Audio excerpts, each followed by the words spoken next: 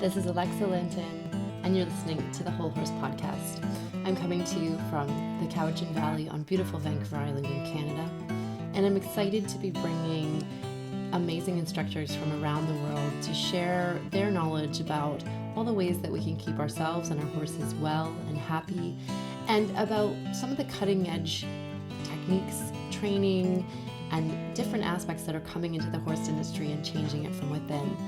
I'm so excited you're here, and I'm excited about the times that we live in and the shifts that are happening in the horse industry before our eyes.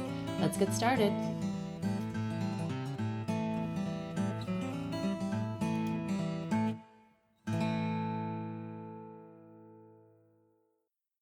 Hi, everyone. It's Alexa Linton here, and you're on the Whole Horse Podcast. We're going into our second episode of season 3 today. I know you've all been waiting. We had our Elsa episode, and then I had school. So here we are. We're back, and today I have a friend, a colleague, someone I get to visit every couple of weeks right now, Violet. Welcome to the podcast. Welcome, and thank you for inviting me. You're very welcome. I love the work that you've been doing, and it was so funny because it came around to me through a friend in Australia posting a video, and I was like, I know this person. What is happening right now? And me and Violet go way back because we met up in the Yukon. I don't even know how long ago that was. Probably 9 or 10 years ago now. Yeah, something like that. And so we've had connection for a while, and I've been getting to know your lovely mare, and Violet and I share a kinship with dark mares. So with big opinions. With big opinions. Absolutely. So Violet, tell us, for those people out there that don't know about the work that you're doing, share a little bit about what you've been up to with horses and healing. Yeah. Sure. So I've the work that I'm currently doing, I'm a Tellington Touch practitioner with horses, and I'm also a Feldenkrais practitioner with people and with animals. So both of those work with opening up, discovering how to free up movement that makes sense inside your own self. What feels like a good thing to do? What does your body say yes to? In terms of finding more freedom, more ease in what you do, and offering that to people, and also working with animals to help animals find that. I've also been like a fitness instructor since the 1980s. Oh my goodness, I didn't know that about you. Yes, Jane Fonda era. I had leg warmers and everything. I was going to say the leotards from back there were epic. You got it. I've had a lifelong interest in movement and in being able to do fun stuff in life, and in helping other people learn how to do those kinds of things. I've also have a lifelong passion for animals, love working with animals, and really love horses. When I was a kid, we had horses. We didn't know what we were doing. My parents were immigrants. They decided, okay, let's get some land outside Calgary, get a few old outfitter horses who know way more than we did. So we basically learned with them as they sort of showed us all the things that they could get away with. You know? Totally. And then I had nothing to do with horses until I started doing my Tellington Touch stuff. And then I thought, well, practically I should work with, companion animals and those sorts of things. And so I went and took a companion animal course, and there was 3 horses there. And I spent the whole time, all the breaks, everything else over by the horses. So I sort of thought, well, I guess I'm meant to work with the horses again. So I've come back in since 2006 working with horses, and I ran into my horse through doing that. And it was obvious that she was my horse. I tried really hard not to buy her, and it didn't work. And I know nothing about that. No, none of us do. And I've also developed a real interest in just, how do we learn? What is it that about us that helps us learn and helps us be open to learning? And what is it about our whole physiology and our whole self? Our brain, our nervous system, our everything, our neurochemistry, everything within us, all the sciencey stuff that we can learn about. How do we learn? How do we respond to the world? And how do we make learning easier? How do we make working with a person or working with an animal easier? How do we make it easier for them to be with us? And how do we make it easier for them to explore something new and actually learn something new? Yeah. And one of the things that really became apparent is that in in the Tellington Touch stuff and in the Feldenkrais stuff and in other things is that in order to learn, you got to feel safe. There has to be a felt Yes.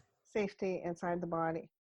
And there's Mm, something different that goes on inside us physiologically when we feel safe than when we don't.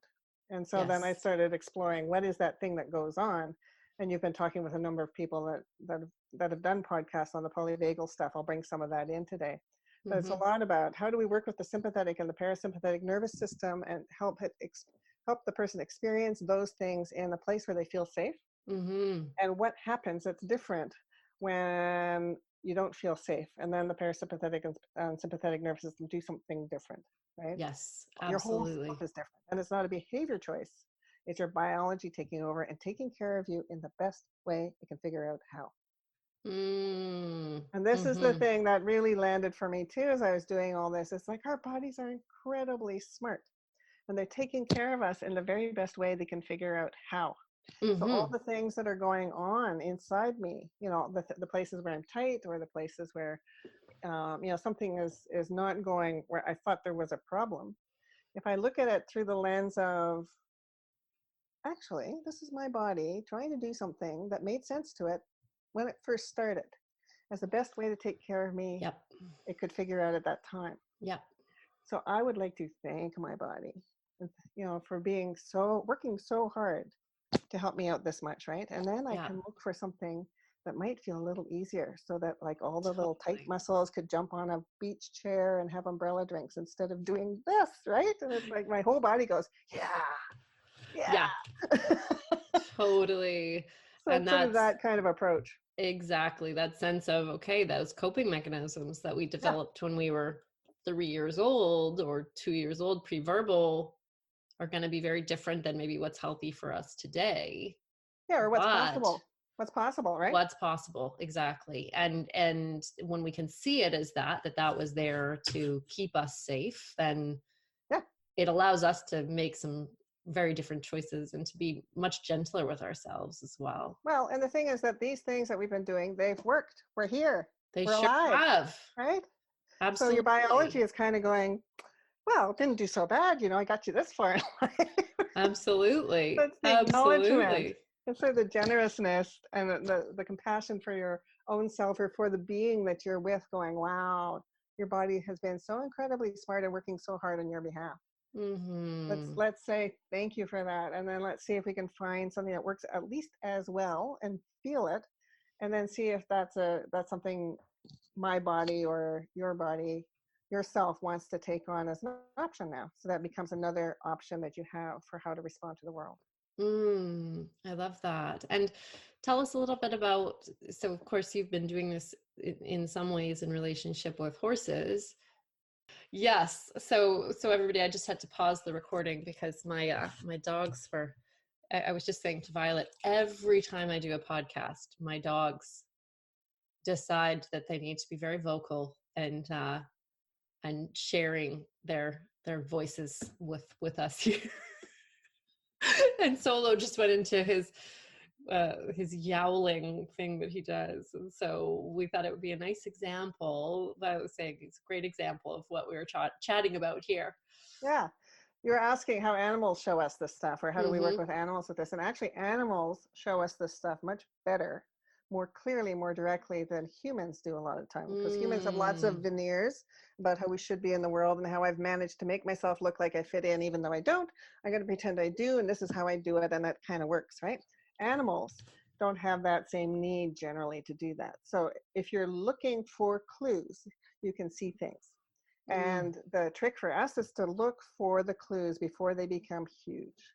Okay, Yeah. so there's a couple of people in the Tellington Touch work that talk about listening to whispers. And what we're doing is looking for, are there signs of concern that indicate that the animal is frightened or overwhelmed, right? Or in pain, Mm-hmm. any one of those things. And the same can be in humans. And it's wonderful because you can look for the signs of concern, and then you can figure out what's causing the concern. Can I change it? Mm-hmm. That simple. right? Mm-hmm. Like when we're looking at things, a lot of times in the trauma work or in the other things, people get really worried. I'm not a trauma practitioner. I don't know what to look for. Oh my God, I can't do anything. And they really, the place to start from is we have the capacity to notice Yeah. and to look, right? And just to kind of be curious and pay attention and say, hi, I'm curious about this. So if you see something in an animal, in a person, that starts to indicate that they're no longer in a place where it's interesting and fun and they feel safe, but there's something going on that's causing a level of concern. It might be a little bit or it might be a lot. Yep. And there's sort of the Telling to Touch has actually a great little model. There's sort of 5 things that indicate concern. Mm. And there's behaviors that indicate fight Yep. or flight. Those are 2 of them, right? So one is Yep. sort of like trying to deal with a situation. The other one's trying to get out of the situation. Yep. Another one that's often missed is the fidget or fool around, Yes, I know that one well. right? Mm-hmm. So people say, oh, my Labrador's so happy, he's doing this, he's doing this. And it's like, actually, your Labrador is really worried about what's going on, anxious about the social Very, situation. very And the stressed. tail's going like this and the ears are going like, and it's sort of like, or me in a meeting, right? If I'm not happy or I'm doing something, I'll do stuff with my fingers, right? We'll fidget. Oh, So yeah. that's another thing that you can notice, that sort of like, oh, they're fidgeting. That means there's especially if it's a behavior that started when something happened and it stops when that thing goes away, Yep. right? Like if a new dog walks into the room and the dog starts to get like this and then the other dog leaves and the dog is fine. It's like, For oh, sure. that was something indicating some concern about that or whatever. Mm-hmm. So those are sort of sympathetic responses where you get arousal of some sort, Mm-hmm. right? And then there's also when there's parasympathetic or a slowing down or a shutting down or a numbing kind of response Mm-hmm. of concern. And those 2 are freeze and faint. Yep. And freeze is so interesting because we miss it and we don't know much about it. The stuff we've learned about the parasympathetic nervous system doesn't take into account freeze. So it's interesting, and freeze can be on a spectrum anywhere from what Robin Hood from Telling to Touch called slush. So just a little bit of freeze, where you're just sort of like Yeah. you're going through the motions, you're doing fine, you look like you're functional, you're doing fine in life. You can be a really high achiever in life, Yep. but you're kind of shut down, Yep. all the way to the freeze where you're can't move. Glacial. Yeah, or something happens like, why didn't you run? I couldn't move. Yep. Right? Why didn't you yell? I have no voice. Yeah. Those kinds of things. That's also a freeze response, right? So there's that spectrum. But the freeze is interesting because I'm going on. I'm very excited now. Oh, yes. Okay? She's so excited. It's fantastic. I love this stuff. Yeah. Love and the passion. Yeah. So in mammals, Mm-hmm. so that's cows, dogs, bunnies, mice, humans, anything that has babies that we feed and where the moms feed the milk and where they're reliant on their mother for the first period of life to stay alive, right? The nervous system in mammals did something where the parasympathetic nervous system split into 2 branches. And so we have the old branch that we share with reptiles and with birds and all that, which is basically the one when the going gets really scary, we shut down. Mm-hmm. Right? Mm-hmm. And then we have the newer branch, which is regulated by the ventral vagus. The old branch is more dorsal vagus and in our belly, in our gut mostly. And the ventral vagus is more up here. Mm-hmm. And it has to do with problem solving, with figuring out how things work, with being able to play fight and immobilize, but feel safe about it. So, in intimacy, in sleep, Yep. being able to actually calm down and be at ease Mm-hmm. happens because the newer branch of the parasympathetic nervous system is the one leading the show here. Mm-hmm. But the thing is, it's a newer branch, and it's our biology is wired to go, great, let's use this all is well state where we have safe feeling arousal and safe feeling rest and calm for as long as it works. But if something happens that feels overwhelming or scary enough to not, so that I don't feel safe anymore, then our biology kicks in and goes into one of the defense patterns, right? There's the biology taking over. This is not a little brain choice. No, that's why they This is our call body it an going, autonomic nervous system. exactly. It works And so automatically. it just happens, right? Yeah. And so then you go over into fight, flight, or freeze, one of those states there, and your body tries to deal with stuff from over there. Yeah. The newer brain can come in and say, okay, glad we've got this started. Let's just take a look at the situation and see if we really need this or not, right? But depending on how well you trust the ability of this new little part of yourself to sort of look at things and make sense of stuff, this part's going to keep doing what you need to do because it's focused on survival. Totally. Yeah. Yes. And I mean, we see that in ourselves all the time. Oh, yeah. Right. In varying degrees, I'm sure. There's some people out there that just seem to be so cruisy in life. Like, how do they do that? I'm not one of those people. I have a tendency to, And they might be cruising because they're kind of in a freeze too. And I wonder, right? Yeah, there's a lot of people that sort of do that. And so what happens when you're over in the defense system is that your physiology changes into stress physiology. And so then your body is running, even if you're looking calm, your body is running stress physiology. And you don't actually come to a place where there's ease when you're in that physiology. You have to come back over to this side to feel real ease. And you also aren't really open to learning. So if you've got an animal or a person who's over here somewhere, even in functional freeze, have you had people, or you'll see it more in people than animals? Yep, I got it. I can do that. That's all good. And 2 minutes later, they can't remember what you just talked about. And anything. And it doesn't stick, right? Nope. It's like their whole body is just busy. And the body's kind of doing this because the brain's got this little idea, but the body knows it's kind of like, sorry, I'm busy. I'm doing stuff. La, la, la, la, right? Yeah, no, for sure. So it's doing this and not able to take in new stuff. Yes. So that's why you have to sort of help find out, can we help bring safety into a situation so that they can experience feeling safe? And it's your body believes what it experiences, not what your brain thinks. Yeah. Because the brain's had some pretty harebrained ideas over time, right? Yes. And the body's just going, that's nice. I'm busy. I'm taking care of you. Right?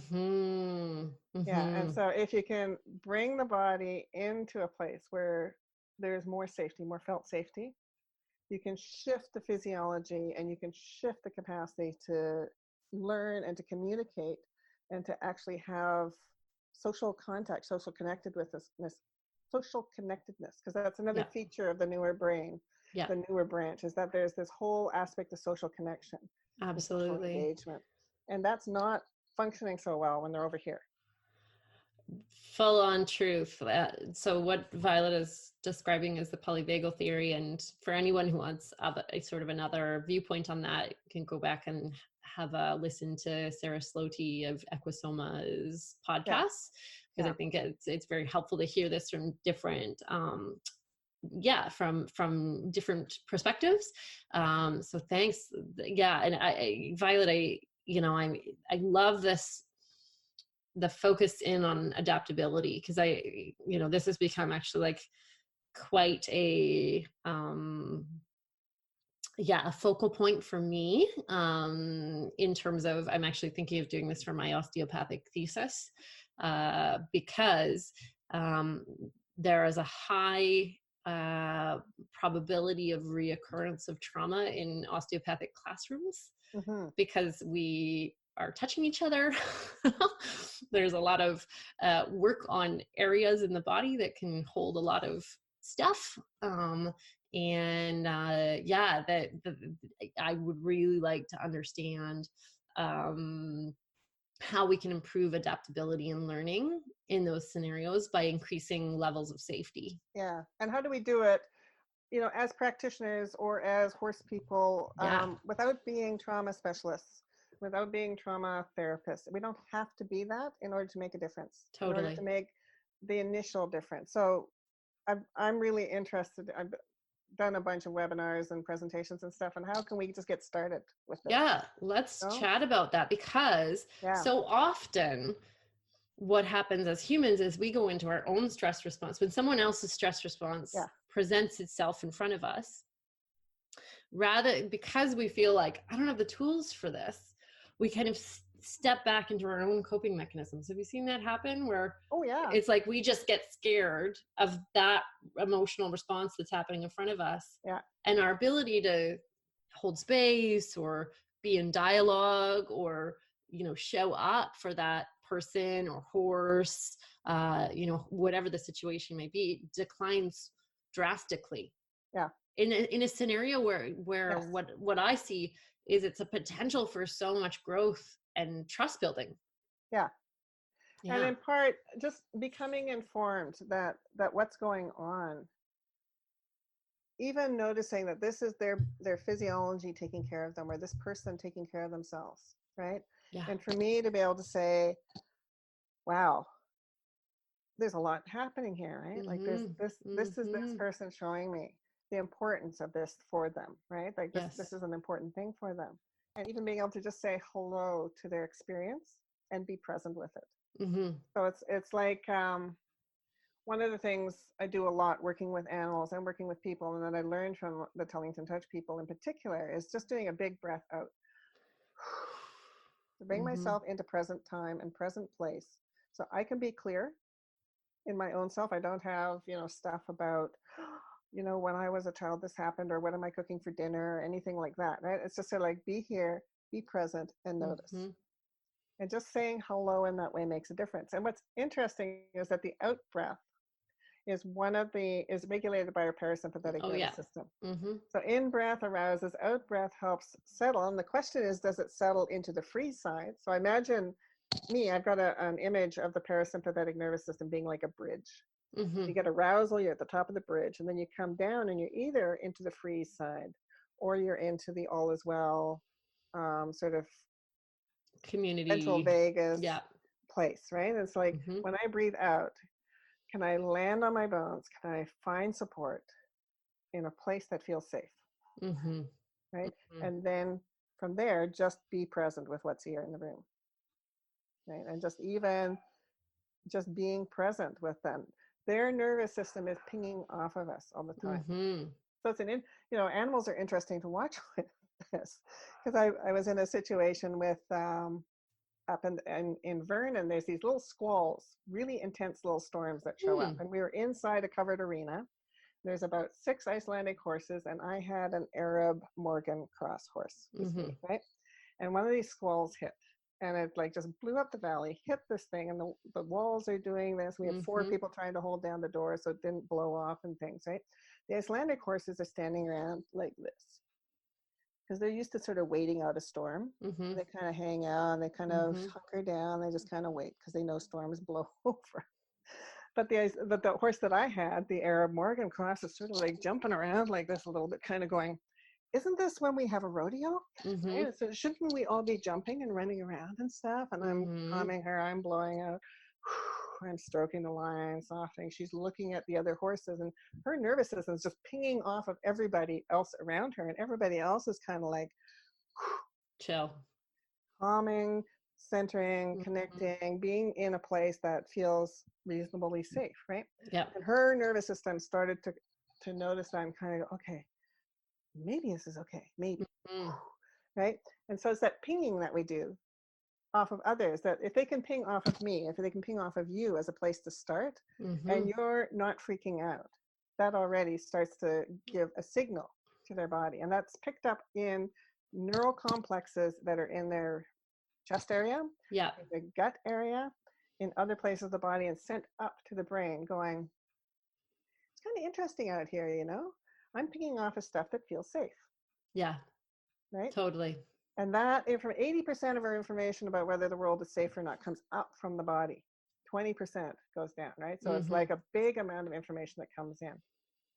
So by, first of all, breathing out and becoming sort of clear and present ourselves, that makes something safe for them to ping off of. Absolutely. Yeah. From there, it's that whole recognition of you being an amazing, smart, this is your body being smart in the best way it can figure out how, right? So your body may be doing something that I don't understand, and doesn't make sense to me as a way of keeping you safe, but it's doing its very best to keep you safe. We're biologically wired to do things to keep ourselves safe in the best way we can figure out. So it's sort of taking that point of view and then figuring out how can I do something small and offer little things where you could experience a little bit of something and then coming out of it, and a little bit of something and coming out of it, and a little bit of something and coming out of it. So you can go into this response and come back out. You know you can come back to safe ground, right? And I think in a lot of the trauma research and other things, they talk about, you know, little bits of, you know, opening up the window of tolerance, opening up, titrating, offering little amounts that don't throw you into a complete overwhelm response or fright response. So when you're learning stuff in classes, right, offer a little bit and move back out again so people can feel, oh, this is starting to be a concern to me. And then ask the person or look for the signs of, does this feel safe? It's become one of the most interesting questions. I ask it a lot of people, and people go, I've never been asked that. Yes. That's very interesting. Yeah. Right? And I've had people come back to me later and said, my body thinks it's so polite that I'm asking. Yeah, and it's right? wild that we exist within this construct where that's not a like quote unquote normal question for us. We're not taught to pay attention to what we feel. Not at all. Not at all are we taught to actually question whether, you know, not only are we safe, but do we feel safe? Because those are two very different things. Thinking you're safe and checking in with all of you to see, does every place in me agree? Absolutely. Those are two really different things. And so I think some of the talk therapies get people into, if I think I'm safe, I'm fine. And the rest of the body is kind of going, don't think so. Right? Yeah. It's like, why would I choose that if it doesn't feel good? The rest, that's what your physiology is saying. It's like, completely. That doesn't feel good. And we see this with horses, right? We're like, you know, we always laugh like, oh my God, my horse is such a drama queen because they're freaking out over this leaf rolling across the road. Yeah. You know, we go, that's, you know, you're safe. Like, what's your problem? You're being silly. Yeah. And for their body, it's like, no, I don't feel safe right now. Yeah. And they're wonderful because horses, animals will show you clearly. You know, they'll demonstrate whether something is okay or not, right? And if you catch something that's causing concern early on enough, you can help them with it. Like if you can catch their whispers. People say, oh, my horse exploded. I don't know where that came from, right? And it's like, well, probably if we had looked carefully, we might have seen, you know, the ears are starting to go, the nostrils are getting tighter, the lips are a little tight. They're a little unhappy about the situation, but I asked them to keep going. And all of a sudden, poof, they couldn't do anymore, and they had to do something to take care of themselves. That was big because, you know, they tried ramping it up and that was not working. Yes. And so it's kind of like, can we find the ways where we can offer and respond to what we see? Because that also creates a huge amount of trust and safety. If an animal if our horse notices that if they're showing some concern, I go, oh, that's causing concern. Do you want to have a look at it? Do you want to move away? Like my horse, one of the things she does is if we see something that's scary, if I get off, like a culvert, there's a crinkled up culvert beside the road, right? And so she's very concerned about this thing. It's a weird thing. So we get off. I walk over to the culvert. I sit there and I tap it. I sit on it. I look around, and she starts grazing, right? And she gradually grazes her way over to it because she's curious. She wants to know what it is, but she doesn't want to go first, right? In kayaking, we call it send in the plastic probe. You go first. I'll see what happens. Then I'll decide if I'm coming in. If you die, I'm not doing it. Exactly. You know? And it's sort of like, you know, that gives them a way to test out, to look at it, see if it's safe. And then she starts to trust my judgment more about things. Because, oh, okay, she thought it was okay. I'll come over. Maybe next time when we see something, and Violet says, let's just see if it's okay. I don't have to get off. She can take a look at it. You know, it's different, but the trust starts to build. And conversely, if I don't listen to her, then she thinks I'm a goof. So there was a time when I was trying to get her to go down this trail. Come on, let's go down. I want to go down to the river. This looks like a little valley. We can get to the river. And she's going, no, we're not going there. I said, come on, let's go. So I'm ahead, I'm walking, and we go about 10 steps and we hit quicksand, right? Turns out this valley's a valley because it had slumped. Oh, no. So we back up, get back up to the road. I had to apologize to her. I said, you're right. You were right. I was wrong. That was a stupid idea. And she's kind of looking at me like this, right? And it took a while before, I got the trust back from her because she's thinking, yes, what was that? I told you it was a problem. Yeah, you did not make a great decision there. Mm-hmm. So it's kind of, we earn the trust, and that builds their ability to notice things and safely navigate new things as well. If they have an experience where navigating something new worked fine, you didn't ask too much, it ended sooner than they needed to get really worried about it. Yeah. You offer them a little bit of something new, they come back out of it, that's all there is. They kind of go, I can do that. Mm-hmm. The next time they can try something new again, and it becomes easier and easier for them to try something new and to trust and think while they're doing it rather than shut down. It's different than desensitizing. A desensitizing process is something where you're just trying to make the horse basically shut down and freeze while something scary is going on and hope for the best that they don't explode after. Right? Mm-hmm. Mm-hmm. This is very different. You're asking for a horse to sort of notice, maybe have a startle and then notice it and then kind of go, okay, we can go. Mm-hmm. Well, and in my podcast with Hannah Weston of Connective Training, she calls this activating the seeking system. Mm-hmm. Right. So, what that sounded like with Shiraz was like you going in and then she's getting curious about it. And then she's seeking it. Right. Now I want to check it out. Didn't eat mom. So, now I want to check it out and see what it's all about, and activating that seeking system being really important in learning and adaptability, right? Because that's that ventral vagal kind of like system that's, curious, engaged. Well, right? Curiosity is one of the hallmarks of being in the safe place, right? It's only when you're safe that you're curious and open to new stuff. Otherwise, you're just trying to deal with the world as simply as possible. Right? Don't Absolutely. give me any new stuff. I just want to stay alive. But as soon as there's curiosity, there's usually meaning, oh, I'm feeling safe. That's kind of fun. I'd like to see what that is. I'd like to open my world a little bit more. Right? Yes. And so you can find out how much opening of the world seems like enough to be exciting, but not overwhelming. Exciting, but not so far that it throws them over into the danger response thing. Absolutely. So what are some of the other signs for those out there that are starting to learn about their horse's physiology and wondering about what they might see when their horse is entering the, sort of more of the, not the danger zone, but more of the stress response zone? What would you tend to see? So the kinds of things, like we're used to fight or flight things, where they start to dance around or fidget or kind of start to look like they might have to run, those kinds of things. So we're used to seeing some of those things. You start to fiddle around, try to move away from something, try to turn their end, like it's not being rude. They're not being rude. They're just trying to communicate. So behavior is communication. If we look at behavior as being their effort to let us know what's going on for them, and we look at it, then it's not like, oh, they're being bad or they're being rude or anything like that. It's like, oh, what's the horse telling me? And what can I learn? And oh, they're moving.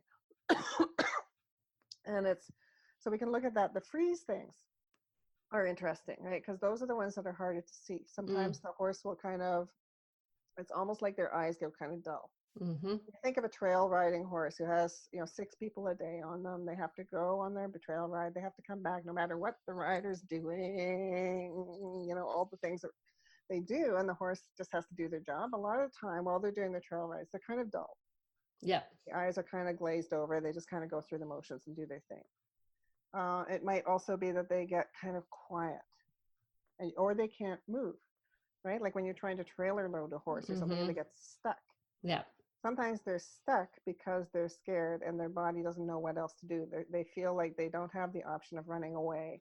So they go into a freeze situation. Again, it's not them waking up today thinking, I'm going to be a pain in the butt for my owner today and I'm going to make life really difficult.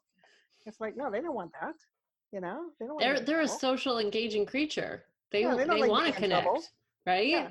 Absolutely. It's safer for them. I mean, we talked about this. I'm trying to remember whose podcast, but it was this idea that it takes a lot of energy to be in the flight, fight, freeze Yeah. response. It takes a Yeah. lot of energy. And so It's, yeah. no horse is going to stay there unless No. they absolutely feel they have to, because it's a waste of energy.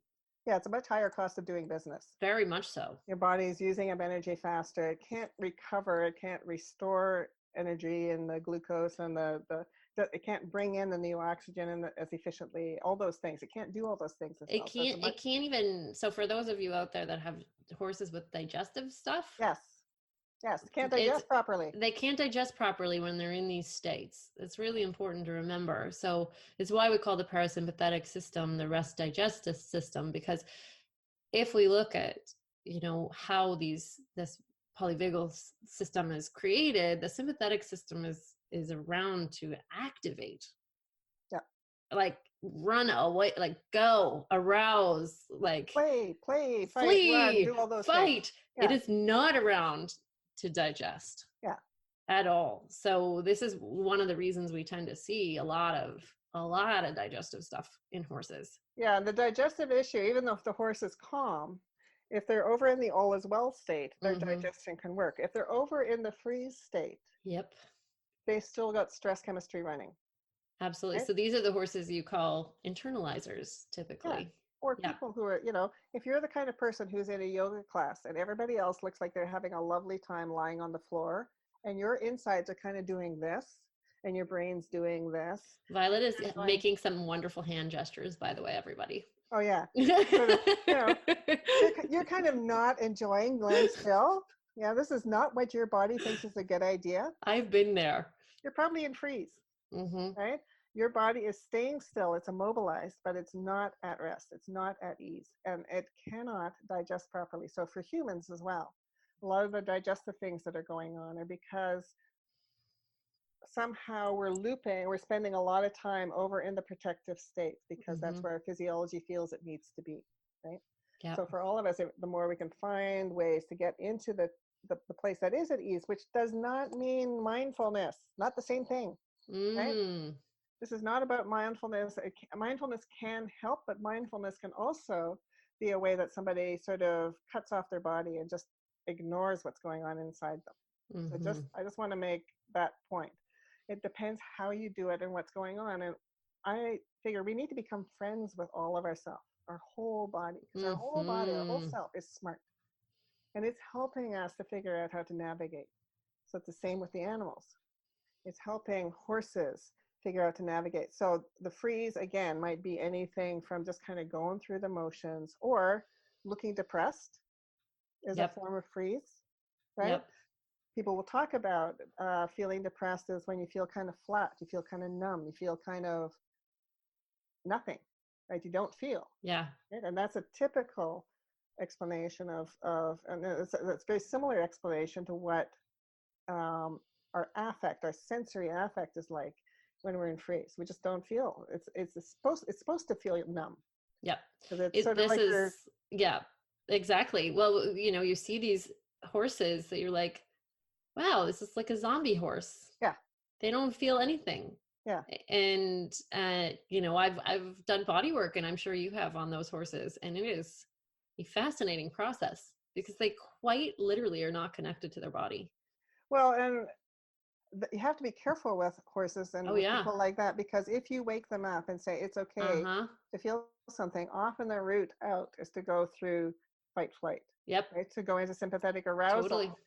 Try to take care of. So one of the theories behind a lot of trauma stuff is that trauma is stuff where a situation was too much, too overwhelming, too painful, too scary.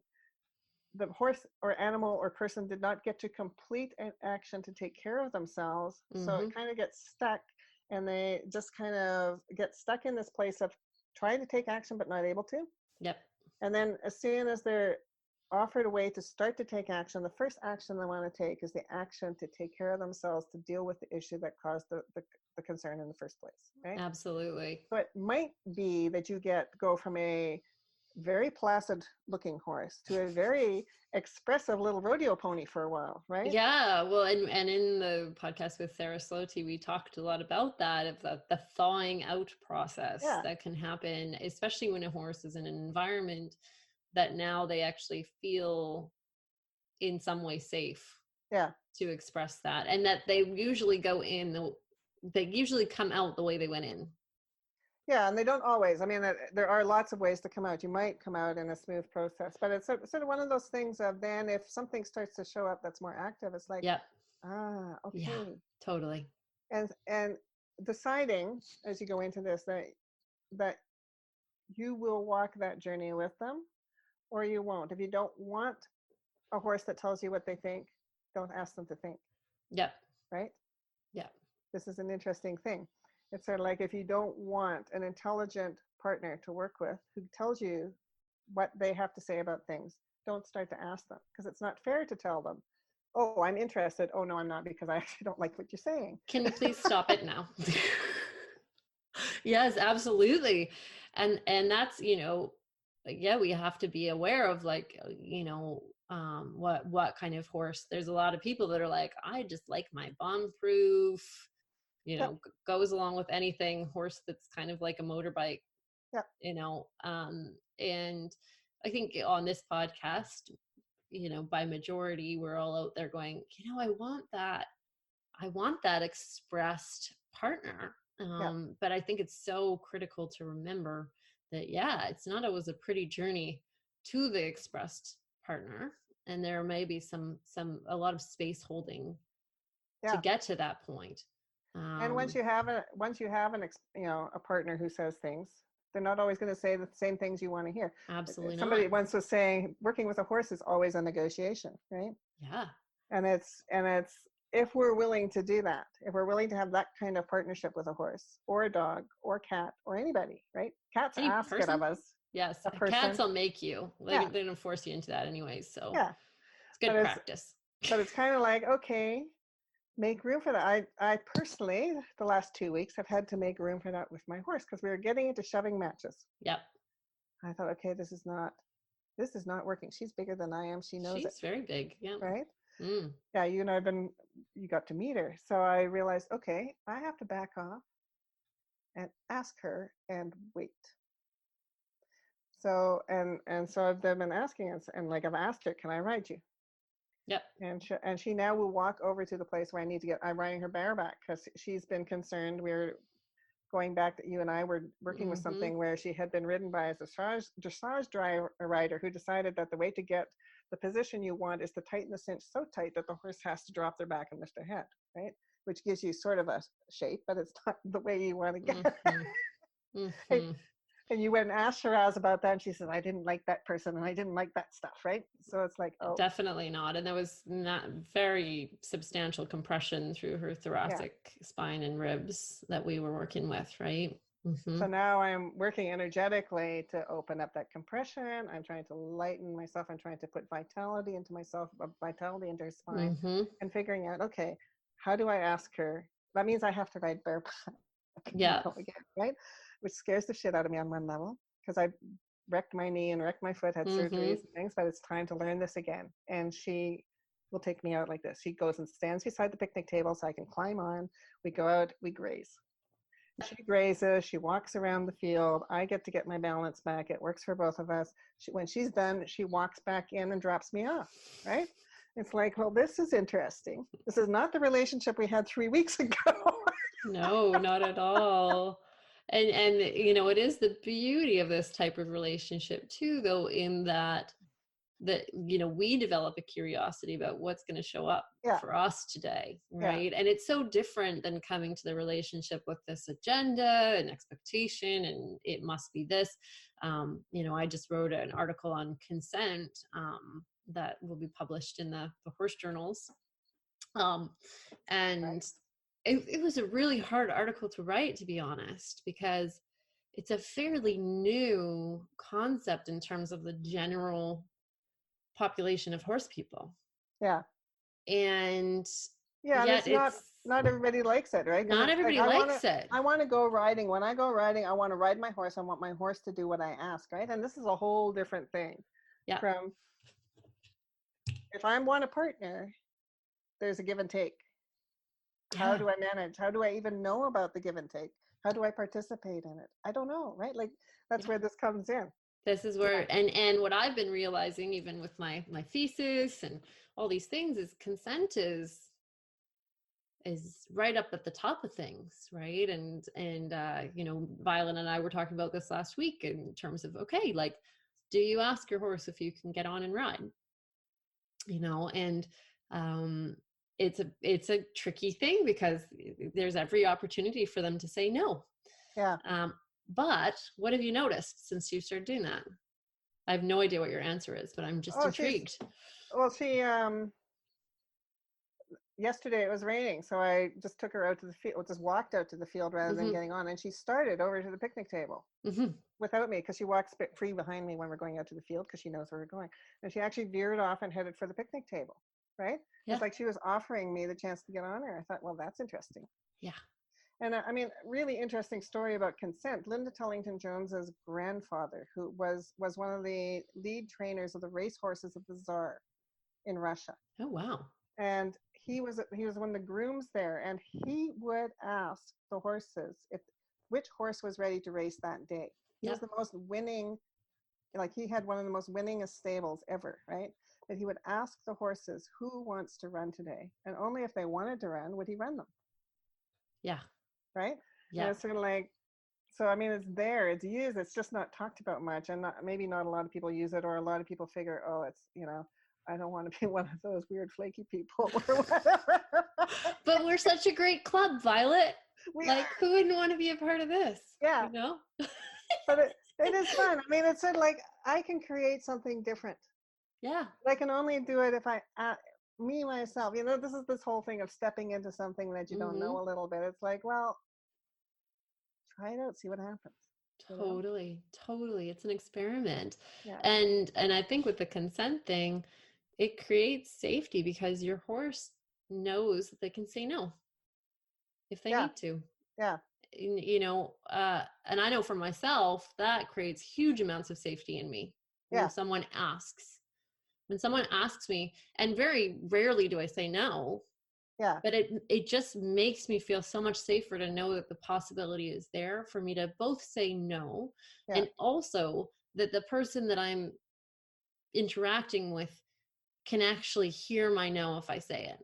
Yeah. So those are the two things, because if you ask your horse permission to do something and you're not actually ready to hear the no, or listen to the no, you're going to do it anyways. That also doesn't create a sense of safety, right? Because then they realize, well, she's asking me, which is great, but if I say no, it doesn't matter. Yeah. Right. And so, that's part of that whole listening and responding. If you're seeing a level of concern, can you change something? Right? Yeah. And it might just be that you change something in response. It's like, I need to go out, I'm going out on a trail ride. I need to go out. My own thought for myself is, next time I want to go on a trail ride, I will ask Shiraz, is it okay to go? And I will tell her, I will do up the girth as lightly as possible. Not my usual, I'm not going to tighten it as much as I usually do. I'm going to put it on really lightly, just so there's a saddle on your back. So my little butt bones, my big butt bones, don't dig into your back. Exactly. Yeah, right? Exactly. So it's sort of giving her something and then see what she says. Well, and the nice thing is, just like with humans, what I realized about consent is the no is as a kind of a starting place for a dialogue. Yeah. It's the place of like, oh, okay, like I'm curious about that. What does that mean for you? Oftentimes with Diva, when she says no to riding, it's like her back is sore, her saddle's not fitting right, or something's going on for her that she needs assistance with. And if I can do that for her, then she's like, okay, sure, let's do it. I'm happy to go out and do that now. Yeah. And so rather than seeing that no as like a stopping point or an insult to us, it's like, no, just see it as feedback of what, some deeper needs underneath. Yeah. And I love that you're, like, sharing that with Shiraz of like, let's get your needs met here. What's going to work for you. Mm-hmm. Yeah, and it's, you don't have to, like, I'm fine. A lot of people go, well, I don't know how to communicate with my horse. I'm not an animal whisperer or whatever, but it's, again, just noticing what they tell you. They're pretty expressive if you ask them, right? Most animals will tell you, oh, I like this, or no, I don't like that. Yeah. There's a sense of that. So you can even go with, do you like this? Yep. And if they kind of shut down, then it's like, maybe not, right? Mm-hmm. Or if they kind of go, they're just kind of looking around, then maybe it's fine, right? Totally. It's sort of figuring out what works for you as your way of asking questions and noticing what your animal does. Totally. It's going to be your relationship with your animal that you form in your way. And everybody will have their own way of doing that. And I think that's important, because otherwise they start to think, well, I don't know. Not only am I not a trauma specialist, but I don't know how to talk to my animal. Oh, I'm just no good at this at all. And it's like, just start with what you got, right? Yeah. Begin. Horses are so generous that way, where they're like, I love that you're even trying this. Yeah. There's a safety that comes when they see that you're really doing your best. Yeah. And thankfully we live in a world where, at least here on Vancouver Island, there's lots of resources around that. Yeah. Myself and Violet and lots of other people that, if you feel like there's more that's needed, oftentimes a part of the safety thing, and I'm sure you see this a lot too, Violet, is that, a horse is not comfortable in their body. So if you have a horse that's not happy being ridden, ask some questions about that. Well, just check the obvious things. Run your hand underneath your saddle, or the points that are pressing into your hand or whatever, or do their ears go flat? When you bring out the saddle, do they look grumpy? Right? That's an indication. Again, something came in the room. Mm-hmm. They're giving you information about it. Just notice the information they're giving you. And also notice when you make some changes for your animal, next time you come out to see them, are they happier to see you? Did they come towards you? Did they appreciate their last experience with you? That will often be an indicator that whatever you did, even if you don't know what you did, even if you just paid attention, they're just kind of going, thank you. I liked being with you better. Thank you. Yeah. Mm-hmm. Yeah. Yeah. That kind of thing. Totally. But it's, like sort of start to look for those things that make sense. They have a sore mouth. Is there something, is there something in their behavior that's saying, I can't do this well, right? Mm-hmm. There's something wrong with what's going on here. I can't do this well. Mm-hmm. Yeah. Absolutely. And coming, we're coming to the end here, which is amazing. I don't know how these hours go so fast. Right? But this sense of, I want to circle back to this sense of learning and adaptability. Yeah. And just to touch on that, because I know for a lot of people, and I heard this a little while back, I can't remember who it was, but someone on the podcast shared, because I mentioned to them, especially here on Vancouver Island, how our horses tend to live, which is in smaller spaces and not much room to move, and not usually out with other horses, and just because we live in a rainforest and it's really hard. And I said, what do you think? And she says, well, just don't expect as much from them. Don't ask as much from them. Don't ask as much from them. And I was like, my God, that's simple. But if they're in a stress situation and they're dealing with stress already, that's taking up a big portion. Robin Hood again talks about there being so many learning slots in the head, right? And when you're in stress, a lot of those slots are full and busy, just taking care of you, taking care of the situation. Yep. And then there might be one or two open or none open, who knows, right? But just depending on how stressed they are, how far they are into the survival physiology kind of stuff, right? Compared to the place where it's open. But it's knowing that horses animals want to be in engagement in a way that feels good to them and feels good to us. If they're not there, it's because their body is trying to somehow they're trying to take care of things in the way that's showing up, right?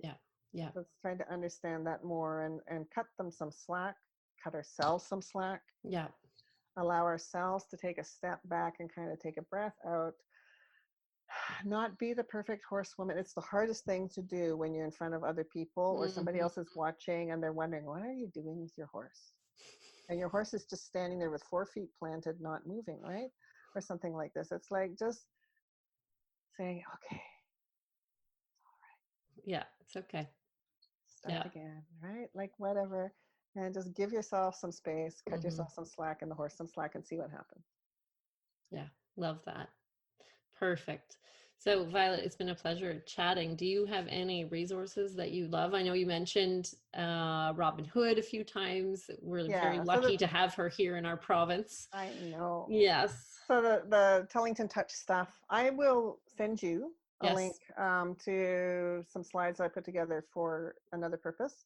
It's got Fantastic. great resources. The back, the sciencey stuff includes, like the polyvagal theory from Stephen Mm-hmm. Porges. Mm-hmm. There's been the trauma work, like Dr. Bessel van der Kolk's work on, what happens when you experience stuff that's overwhelming and what happens in your physiology and what kinds of things make a difference to come out of it. He's a Mm-hmm. medical doctor. Mm-hmm. Dr. Gabor Mate's talked about that as well. Coming back to people and animals, we've got Peter Levine and the somatic Yes. experiencing work. Kathy Kane, so exciting. Ooh. Kathy Kane is fabulous. She's one of the master teachers for Peter Levine, and she's a physical therapist and really moved into what Mm. happens in the physiology in the body. How do you talk to all the little voices and the places within yourself where this might be sitting within you, so you can help bring this forward in a way that's manageable and move it through and Mm. clear it out. The ocean Mm. waves. Irene Lyon has a wonderful online set of resources. So last name Lyon. She's a Mm-hmm. Feldenkrais practitioner, somatic experience person, really good at work providing information about fight, flight, freeze. Beautiful. Okay. She's great. And all Linda Tellington Jones's stuff, all the Tellington Touch stuff. Mm-hmm. Just being with your animals are a huge resource. Yes. You can see animals respond to anything that you do, right? Like when you breathe out and you go hi to an animal, they go, wow, she sees me, right? Mm-hmm. Or Mm-hmm. there's these kinds of things that go on. It's like this immediate response because they don't have all the guarded layers. They just kind of respond to what's there. And so your animals are a huge resource. Go level them up and spend time with them and see Yeah, what they can teach you. spend time. Great point. I will be listing all those resources on wholehorse.ca. So if you're listening on Spotify or iTunes, you can head there. It'll be the newest episode, obviously. I think it's episode 42, this one. Ooh, I know. cool. And so head there, find the episode, listen to other ones. Again, Sarah Sloty has some great work on polyvagal theory and trauma-informed horsemanship. So there's some other great resources there if you're interested in this work. And go and check out Violet's slides if you geek out on this stuff like she and I do. It's a great way to learn more. Yeah, thanks for being here, Violet. What So a much fun. pleasure chatting with you today, and can't wait to see you in Shiraz next week. I know, so good. Totally. Thank you, everyone else, for tuning in today. Really appreciate you being here and all of your support as we move forward. And I just wanted to say, if you have anyone that you would like me to chat with over this next upcoming season, I want to hear from you. So message me at alexa@alexalinton.com and let me know about your favorite people that you want to hear from, and I will reach out to them. Again, thanks for being here. We'll talk to you again soon. Bye for now.